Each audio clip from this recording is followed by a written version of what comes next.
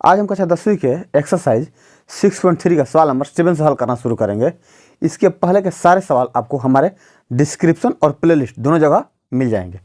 तो चलिए सवाल नंबर 7 से हम इसकी शुरुआत करते हैं और इसको बारीकी से सीखने की कोशिश करते हैं। तो सवाल नंबर 7 में बोलते हैं, देखिए इसमें बोल रहा है कि एक त्रिभुज ABC है जिसका शीर्ष लंब AD और CE परस्पर AD A और D CE परस्पर बिंदु P पर प्रतिच्छेद करते हैं। देखो AD और CE जो कहाँ है, एक दूसरे को इंटरसेक्ट कहाँ करते हैं, बिंदु P पर।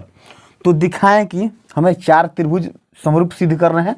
चारों त्रिभुज को हम बारी बारी से सिद्ध करेंगे। तो चलिए सबसे पहले हम सवाल नंबर A कर लेते हैं। इसमें बोला है त्रिभुज AEP समरूप त्रिभुज CDP।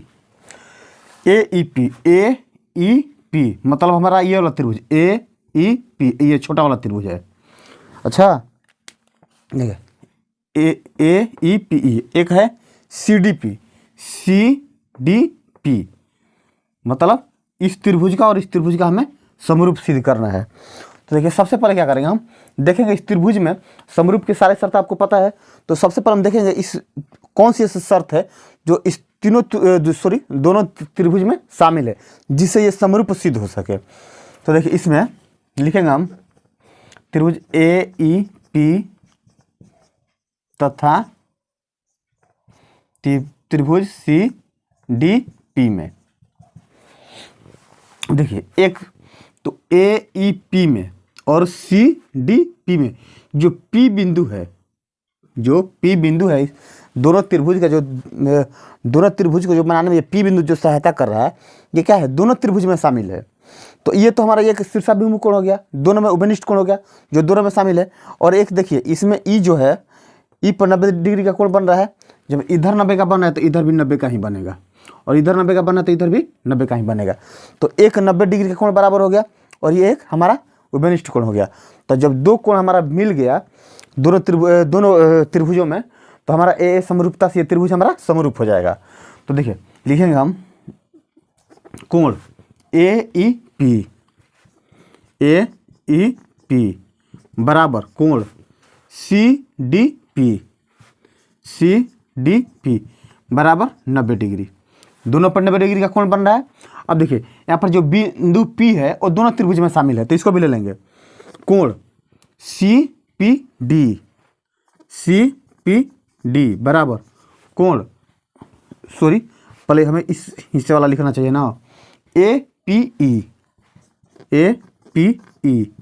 और इधर से हो जाएगा CPD बराबर ये हमारा हो गया उभयनिष्ठ कोण।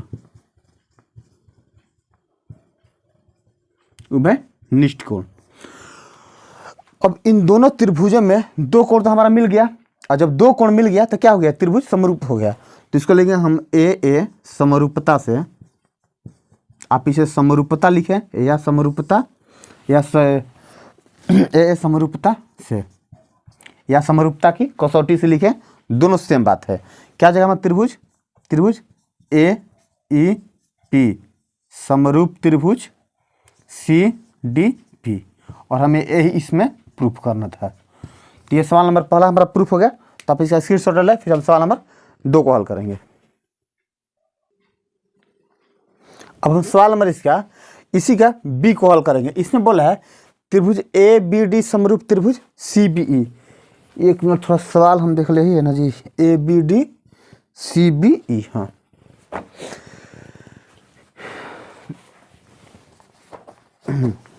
अब हमें इस दोनों त्रिभुज को समरूप सिद्ध करना है। हमने इसको कर लिया है, तो देखो हम इस पर टिक लगा दे रहा है, हमने इसको कर लिया है। अब ABD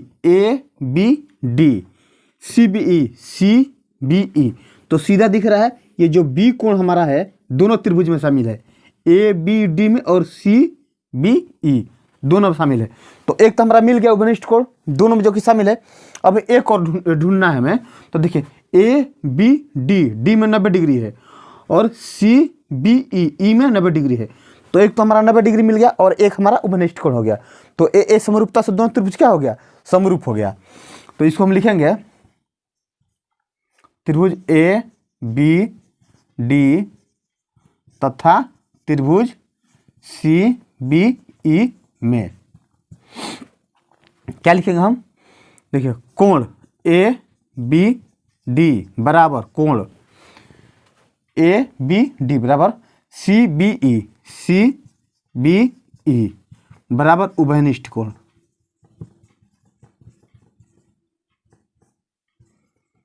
उभयनिष्ठ कोण, अब तो हमारा एक उभयनिष्ठ कोण हो गया। अब देखिए इसमें भी ई है जो सी बी ई में ई 90 डिग्री का कोण बना रहा है और ए बी डी में डी 90 डिग्री का कोण बना रहा है। तो लिखेंगे हम त्रिभुज ए डी बी में कोण ए डी बी, कोण ए डी बी बराबर कोण सी ई बी बराबर 90 डिग्री। और जब किसी भी त्रिभुज का दो कोण हमारा बराबर हो जाए तो तीसरा तो ऑटोमेटिक बराबर हो जाता है। तो क्या हो जाएगा, हमारा त्रिभुज समरूप हो जाएगा। तो ए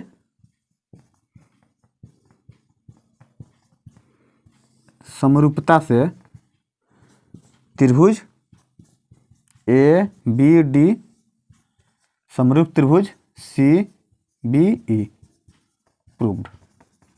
और हमें यही सिद्ध करना था। तो उम्मीद है आपको समझ में आया होगा। तो चलिए आप इसका स्क्रीनशॉट ले लें या नोट कर लो कॉपी पर। तो इसके बाद हम नेक्स्ट सवाल को हल करते हैं। अब हम इसके तीसरे पार्ट को हल करेंगे। तीसरे पार्ट में बोल रहा है कि ए ई पी समरूप त्रिभुज ए डी बी मतलब इस त्रिभुज को हमें इस त्रिभुज के साथ समरूप करना है। ए ई पी को हम लोग ए डी बी के साथ समरूप करेंगे। तो सबसे पहले हम देखेंगे मिल कह रहा है ए ई पी, ए क्या लिखा है भाई जी, हाँ ए ई पी मतलब ई हमारा 90 डिग्री है और एक है हमारा ए डी बी तो इसमें डी 90 डिग्री है। तो एक तो हमारा कोण दोनों में मिल गया। अब इसमें मिल रहा है, इसमें देखिए और क्या हमारा समरूप हो रहा है ए ई पी में। एक तो ए, अच्छा कोण ए दोनों में शामिल है। देखिए ई ए पी में ए हमारा शामिल है और बी ए डी में भी ए शामिल है। तो ये दोनों में शामिल हमारा है। तो एक ये हो गया उभयनिष्ठ कोण। तो लिखेंगे हम त्रिभुज ए ई पी तथा त्रिभुज ए डी बी में क्या लिखेंगे हम, त्रिभुज कोण ए ई पी बराबर ए डी बी, कोण ए डी बी बराबर 90 डिग्री। अब हम इसको हम बीच में क्यों लिखे, क्योंकि आपको पता है कि जहाँ कोण बनता है ना उसको हम बीच में रखते हैं। तो हमने दोनों जगह बीच में रखा है। अब एक हमारा क्या है, एक हो गया हमारा ई ए पी, कोण ई ए पी बराबर कोण बी ए डी बराबर ये क्या हो गया हमारा उभयनिष्ठ कोण। क्योंकि जो कोण ए है ये दोनों त्रिभुज में शामिल है तो उभयनिष्ठ कोण हो गया। तो अब यहां पर भी क्या हो जाएगा, ए समरूपता से त्रिभुज ए ई पी समरूप त्रिभुज ए डी बी। और हमें यही प्रूफ करना था। तो उम्मीद है कि समझ में आ गया होगा आपको। तो चलिए आप इसको नोट कर लें।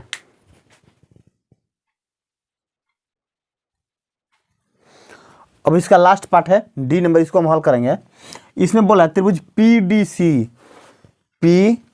सी मतलब ये छोटा वाला त्रिभुज कौन पी डी सी और बी ई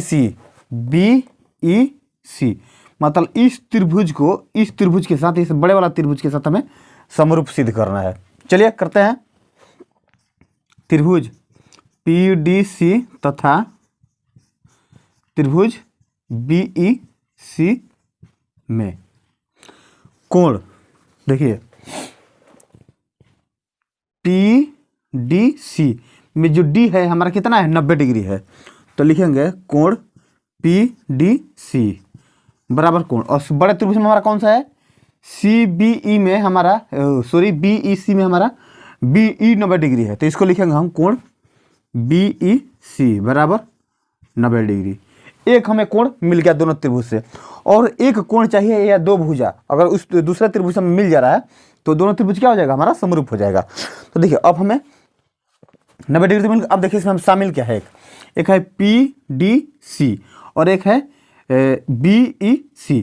तो ये जो कोण BC है, सॉरी कोण C, ये दोनों त्रिभुज में शामिल है। इस छोटे वाले त्रिभुज में भी शामिल है और इस बड़े वाले त्रिभुज में शामिल है। तो एक तो हमारा उभयनिष्ठ कोण हो गया, तो उसको हम कैसे लिखेंगे, कोण PCD। क्यों, क्योंकि जिस कोण को लिखना होता है हम उस कोण को बीच में लिखते हैं। इसके बाद हो गया कोण BCE या ECB, ऐसे भी लिख सकते हैं। तो BCE बराबर उभयनिष्ठ कोण, उभयनिष्ठ कोण। तो जब ये हमारा दो कोण बराबर हो गया तो क्या हो जाएगा, हमारा ए समरूपता से दोनों त्रिभुज समरूप हो जाएगा। ए समरूपता से त्रिभुज PDC समरूप त्रिभुज BEC, और हमें यही प्रूफ करना था। हमारा B भी बन गया, C भी बन गया और हमारा D भी बन गया। इसमें आपने एक चीज़ खास देखा कि जो त्रिभुज समरूप करने हमें करने होते हैं, उन दोनों त्रिभुज में हमें दो चीज़ दिया है, वो भी एक्यूरेट नाम लिखा हुआ। एक या तो 90 डिग्री एक्यूरेट लिखा हुआ है या उभयनिष्ठ कोण, लेकिन एक कोण हमें ढूंढ के दे दिया है क्वेश्चन में ही, सिर्फ हमें एक ढूंढना है। तो सवाल बहुत ही आसान था, उम्मीद है कि आपको समझ में आ गया होगा। तो चलिए आप इसको नोट कर लो कॉपी पे अपने। अब हम सवाल नंबर 8 को हल करेंगे। चलिए, सवाल में बोला है कि एक समानांतर चतुर्भुज ABCD है जिसकी बढ़ाई गई भुजा AD पर स्थित बिंदु E स्थित है। सबसे पहले हम समानांतर चतुर्भुज बनाएंगे। तो हमारा समानांतर चतुर्भुज मान लीजिए कि ये है, थोड़ा लाइन हमारा तिरछा हो गया जी। अब हमने स्केल तो लिया नहीं है, बट ट्राई कर रहे हैं कि सीधा हो जाए, फिर भी नहीं हो पाया।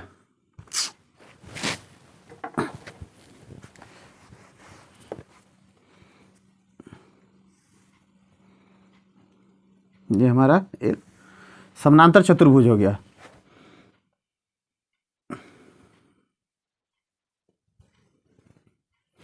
ये भुजा A हो गया, B हो गया, C हो गया और D हो गया।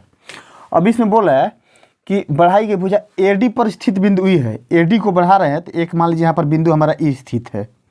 चलिए इसको यहाँ पर लाते हैं हम। यहाँ पर एक बिंदु कोई E स्थित है तथा BE भुजा CD को A पर प्रतिच्छेद करती है। BE भुजा CD को A पर प्रतिच्छेद करती है। BE भुजा मतलब इसको यहाँ से मिलाया गया है, F पर इसको प्रतिच्छेद करती है। तो दिखाएं कि त्रिभुज ABE समरूप त्रिभुज CFB। अब चलिए इसको हम समझते हैं। पहले बोल रहा है कि एक समानांतर चतुर्भुज है, तो समानांतर जब चतुर्भुज है तो इसके आमने सामने की भुजा समानांतर है। इसके बाद बोला है कि हमें सिद्ध क्या करना है, ABE मतलब ये जो बड़ा वाला त्रिभुज बन रहा है ना ABE, इसको तो हमें समरूप सिद्ध करना है CFB मतलब ये छोटे वाला जो बन रहा है त्रिभुज, इसके साथ हमें समरूप सिद्ध करना है। तो देखिए सबसे पहले इसमें देखेंगे हमें क्या क्या मिल रहा है। तो सबसे पहले देखिए, एक तो हमारा समानांतर चतुर्भुज है, तो समानांतर चतुर्भुज के सम्मुख कोण बराबर होते हैं। तो ये कोण हमारा बराबर हो जाएगा। एक तो हमारा ये मिल गया, एक कोण तो बराबर हो गया दोनों त्रिभुज में, एक त्रिभुज ABE में और एक त्रिभुज CFB में, एक कोण बराबर। और एक देखिए ये दोनों समानांतर रेखा है, तो जब दो समानांतर रेखा को कोई तिर्यक-छेदी रेखा काटती है तो उसके एकांतर कोण बराबर होते हैं।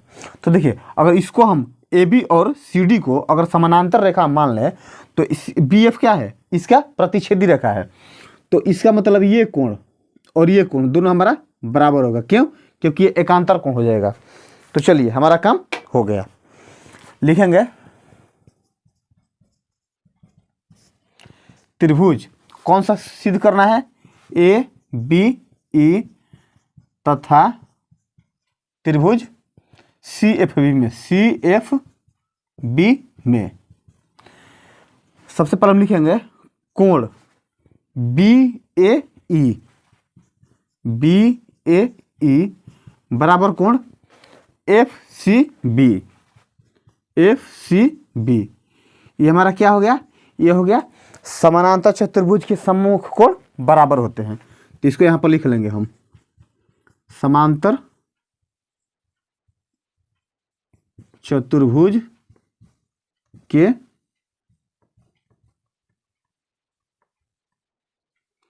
सम्मुख कोण बराबर होते हैं।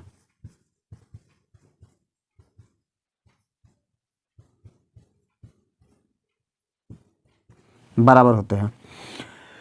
और एक क्या है हमारा एकांतर कोण, तो लिखेंगे कोण बी को लिखना है हमें कोण, तो क्या लिखेंगे A B E, A B E बराबर कोण।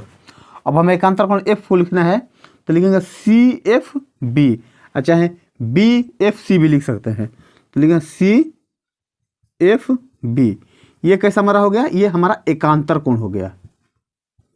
एकांतर कोण कौन होता है, जब दो समानांतर रेखाओं को कोई तिर्यक छेदी रेखा काटती है तो उसके एकांतर कोण बराबर होते हैं। और जब दो हमारा कोण बराबर हो गया तो दोनों त्रिभुज ऐसे ही समरूप हो गया, तो लिखेंगे ए समरूपता से,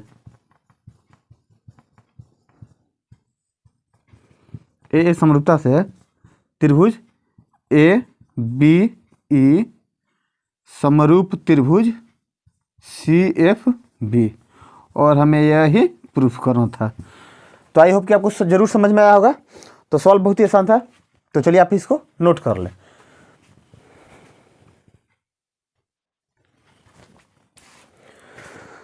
आज हमने सवाल नंबर 7 और 8 को हल किया। उम्मीद करता हूं कि दोनों सवाल आपको बहुत बढ़िया से समझ में आए होंगे। तो आप इसको फिर से प्रैक्टिस करते रहना।